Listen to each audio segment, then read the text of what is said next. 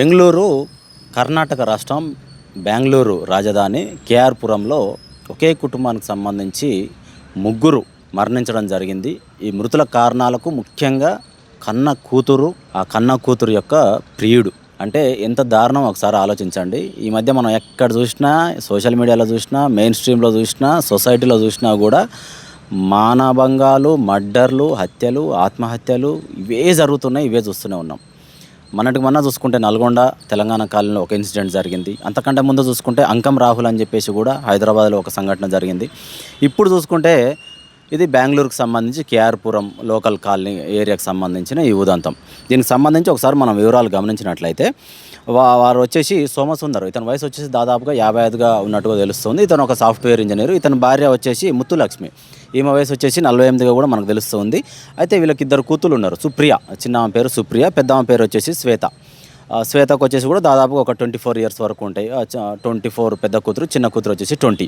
అయితే ఈ పెద్ద కూతురుకు వచ్చేసి చదువుకునే రోజుల్లో నుంచి, అంటే స్కూల్ డేస్ కావచ్చు, కాలేజ్ డేస్ కావచ్చు, ఆ రోజుల్లోనే చదువుకునే క్రమంలోనే ఒక లవర్ అనేది ఒక ఫ్రెండ్ పరిచయం కావడం, అది కాలక్రమేణా వాళ్ళ మధ్యలో ప్రేమ అనేది చిగురించడం, లవ్ అనేది స్టార్ట్ అయింది. లవ్ స్టార్ట్ అయిన తర్వాత ఏముంటుంది, ఆటోమేటిక్గా గొడవలు అనేవి కామన్గా నడుస్తూనే ఉంటాయి.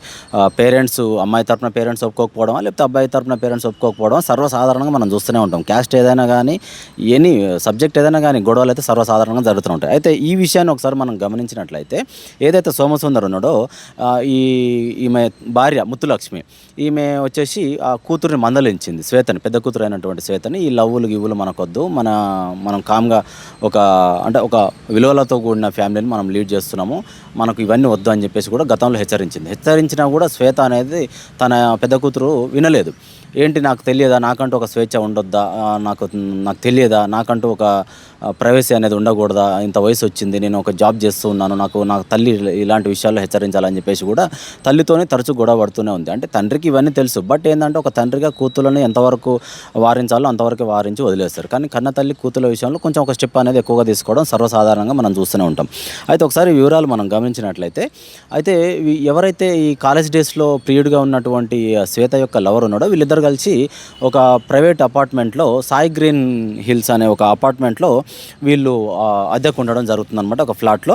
అయితే దానికి సంబంధించి వాళ్ళ అపార్ట్మెంట్లో ఉండడము, మన ఇద్దరం జాబ్ చేయడం ఎందుకు, ఏదైనా ఒక బిజినెస్ స్టార్ట్ చేద్దామని చెప్పేసి కూడా వాళ్ళు ఒక ప్రైవేట్ బ్యాంక్లో లోన్ తీసుకోవడం జరిగింది.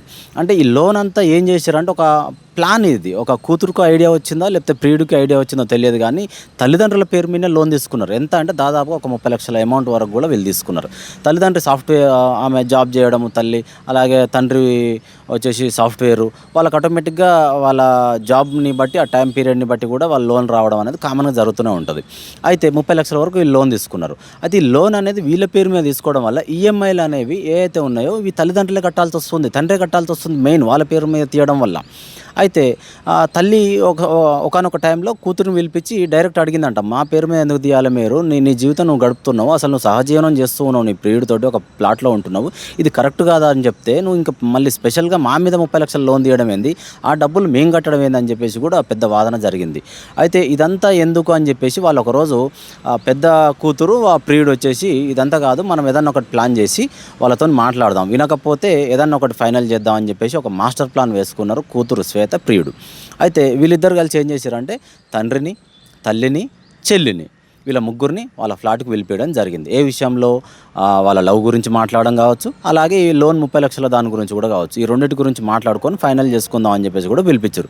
అయితే వీళ్ళు ముగ్గురు ఏంటంటే, మా కూతురు కదా పిలిచింది, సరే మాట్లాడదాం, వెళ్దాం అని చెప్పేసి కూడా కూతురు ఇంటికి వెళ్ళడం జరిగింది. వెళ్ళిన తర్వాత వాదనలు పెరిగినాయి. వాళ్ళు కలిసి ఉండడము వీళ్ళకి నచ్చట్లేదు, లోన్ తీసుకొని ఈఎంఐలు మేము కట్టాలనడము నచ్చట్లేదు, వాళ్ళు ఎంత చెప్పినా కూడా ఈ తల్లికి నచ్చట్లేదు. కోపదిక్తురాలు అయిపోయింది కూతురు మీద, శ్వేత మీద మండిపడ్డది. వీళ్ళు వినట్లేరు అని చెప్పేసి కూడా తల్లి మీద తను ఏదైతే ప్లాన్తో ఉందో ముందే శ్వేత పెద్ద కూతురు తల్లి మీద కూడా కత్తితోని పొడవడం జరిగింది. తను రక్తస్రావంలో కొట్టుకొని అక్కడే పడిపోవడం జరిగింది. అడ్డు వచ్చినటువంటి చెల్లి మీద కూడా దాడి చేసింది. ఆ చెల్లి కూడా అక్కడనే తన ప్రాణాలను కోల్పోవడం జరిగింది. అయితే ఎవరైతే ప్రియుడు అక్కడే ఉన్నాడో సపోర్టుగా ఉన్నాడు కదా, ప్రియుడు కూడా ఈమె ఏదైతే శ్వేత చేస్తూ ఉందో ప్రియురాలు ఆమెకు సపోర్ట్ ఇవ్వడం జరుగుతుంది. తండ్రి మీదకు కూడా వీళ్ళిద్దరూ బలవంతంగా, అతని తండ్రి ఒక్కడైపోయినాడు, ఒక పక్క భార్య చనిపోయి ఉంది, ఒక పక్క కూతురు చనిపోయి ఉంది, అతనికి ఆ కంగారులో ఏం చేయాలో అర్థం కాలేదు, ఎదురు దాడికి దిగలేకపోయాడు, అతని మీద కూడా దాడి చేశారు.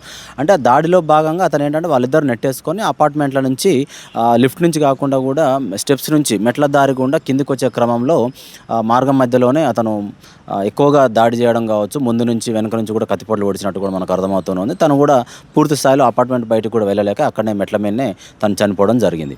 ఇదంతా కూడా గమనించినటువంటి ఏదైతే ఉంటారో అక్కడ స్థానికంగా ఉన్నటువంటి వాళ్ళు సీసీ కెమెరాల్లో గమనించి ఓకే దీనికి కారణం అయితే కూతురే అని చెప్పేసి కూడా వాళ్ళు స్థానికంగా ఉన్నటువంటి పోలీస్ స్టేషన్లో ఫిర్యాదు చేయడం జరిగింది. అయితే ఆమె ప్రియుడు, శ్వేత యొక్క ప్రియుడు పరారులో ఉన్నాడు. అయితే ఈ శ్వేతని వాళ్ళు పిలిపించి ఏదైతే సీసీ ఫుటేజ్లో రికార్డ్ అయినటువంటి వీడియోలు ఉన్నాయో వాటిని ఆధారంగా శ్వేతని వాళ్ళు విచారణకు అరెస్ట్ చేసి విచారణలో భాగంగా ఆమెను పూర్తి వివరాలు సేకరించే క్రమంలో భాగంగా ఆమెను అడిగితే సో అండ్ సో ఇది పరిస్థితి, మాకు లవ్ మ్యారేజ్ చేసుకుందాం అని అనుకున్నాము, ఏదైతే నేను ప్రైవేట్గా లైఫ్ లీడ్ చేస్తున్నాం మా తల్లిదండ్రులకు నచ్చలేదు, అలాగే మేము ఒక జాబ్ చేస్తే ఎన్ని రోజులు బతుకుతాం, ఇలా మేము ఒక బిజినెస్ చేయాలనుకున్నాం, 30 లక్షల లోన్ తీసుకున్నాం, మా తల్లిదండ్రుల పేరు మీద మేము తీసుకోవడం జరిగింది, దానికి సంబంధించి మా కుటుంబంకు మాకు తల్లిదండ్రులకి నాకు మధ్యలో గొడవలు జరిగినాయి, అదే క్రమంలో నేను కొంచెం కంట్రోల్ చేసుకోలేక తల్లిని చంపడం జరిగింది, చెల్లిని కూడా చంపిన, స్వయంగా నా చేతులతోటి నేనే చంపడం జరిగింది. నా ప్రియుడైనటువంటి తను నాకు సహకారం మాత్రమే అందించిండు. ఏ విషయంలో సహకారం అంటే అక్కడ ఉన్నటువంటి సీసీ ఫుటేజ్ రికార్డు డిలీట్ చేయాలనుకున్నాడు, అలాగే అక్కడ ఉన్నటువంటి ఏవైతే సాక్ష్యాలు ఉంటాయో వాటిని కనుమరుగు చేయాలనుకున్నాడు, పోలీసులకు చిక్కకుండా కావచ్చు, స్థానికులకు దొరకకుండా కావచ్చు, అవి చేసే క్రమంలో అతను నాకు సపోర్ట్ ఇచ్చాడు, కానీ అతను ఎవరి మీద కూడా దాడి చేయలేదని చెప్పేసి కూడా తను ఒప్పుకోవడం జరిగింది. ఇదంతా గమనించినటువంటి పోలీసులు ఓకే ఒక్కతే ఇవన్నీ ముగ్గురిని చంపగలుగుతుందా, అంత శక్తి సామర్థ్యాలు ఉన్నాయా, ఒక మహిళ అయి ఉండి ఇవన్నీ చేయగలుగుతా అని చెప్పేసి కూడా వాళ్ళు ఆలోచించుకోవడం జరిగింది. దీనికి సంబంధించి పరారులో ఉన్నటువంటి శ్వేత యొక్క ప్రియుడిని కూడా పట్టుకునే ప్రయత్నంలో భాగంగా కూడా వాళ్ళు ప్రయత్నాలు చేస్తూ ఉన్నారు. ఒక విధంగా మనం చూసుకున్నట్లయితే శ్వేతని వచ్చేసి ఒక రైల్వే స్టేషన్లో వాళ్ళు అరెస్ట్ చేసినట్టు కూడా మనకు అర్థమవుతూనే ఉంది. శ్వేత యొక్క ప్రియుడు పేరు వచ్చేసి మనకు కెన్నెత్, అతని ప్రియుడి పేరు వచ్చేసి కెన్నెత్గా కూడా మనకు రికార్డులో కూడా మనకు చూపించడం జరుగుతుంది. ఏదేమైనప్పటికీ ఒక ఆస్తి వివాదము, ఒక లవ్ మ్యాటర్, ఇందులో ప్రేమకు సంబంధించి అనేది ఒక పాయింట్ మనకు అర్థమవుతుంది. అలాగే ఒక ఆర్థిక లావాదేవీలకు సంబంధించి కూడా ఈ 2 పాయింట్ల మీద కూడా వాళ్ళు విచారణ అనేది కూడా కొనసాగిస్తున్నారు. ప్రస్తుతానికైతే అరెస్ట్ చేయడం జరిగింది. తన రిమాండ్కి కూడా తరలించే ప్రయత్నం కూడా చేస్తున్నారు. ప్రియుడిని కెన్నెత్ని కూడా పట్టుకునే ప్రయత్నంలో భాగంగా కూడా బెంగళూరు పోలీసులు అయితే ప్రయత్నం చేస్తున్నారు.